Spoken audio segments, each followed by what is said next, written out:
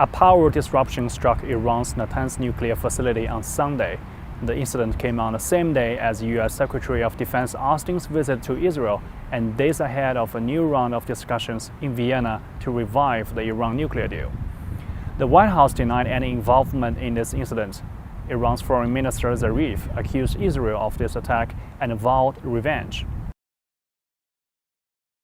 It is possible that the recent attack will set back Iran's enrichment facilities and enrichment program at Natanz by anywhere between 9 months or more. We have to wait and see. We have to wait and see for the damage assessment, what centrifuges were actually destroyed and whether they are replaceable or not, because depending on the technology used in the centrifuges and the equipment, some may not be so easily replaceable. I think Israel has two goals. On the one hand, Israel wants to prevent the Iran's nuclear capability construction process, to slow down the process, because from the perspective of Israel, that Iran has already has the capability to reach the enriched uranium up to the level of 20%, and that is very close to the nuclear bomb.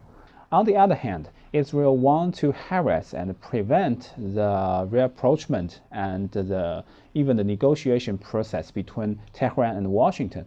The Israelis clearly don't have any, or at least the government of Bibi Netanyahu doesn't have any faith in diplomacy to curb Iran's nuclear ambitions. And so they repeatedly resort to force, assassinations, sabotage, cyber attacks. My policy as Prime Minister of Israel is clear. I will never allow Iran to obtain the nuclear capability.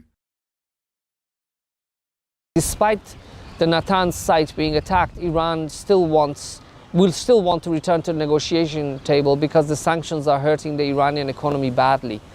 According to IMF report, Iran only has access to $4 billion worth of foreign exchange.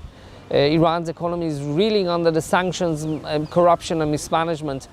And this is why it's in its interest to return to the negotiation table so that sanctions are lifted. We try to resolve them through diplomatic means, currently in Vienna, in the ongoing process of talks and negotiations of the parties of the JCPOA, and through our contacts with the United States. Everything that contributes to increasing tensions in the region, that is not conducive towards these negotiations, needs to be rejected, because in the end, if you don't have a diplomatic solution to this important issue, and the Iranian nuclear program is an important issue for the regional stability, for the international stability, then you have to follow the diplomatic means. Let's remember that Bibi Netanyahu was very opposed to the JCPOA. He did everything possible to prevent it from coming into being back in 2015.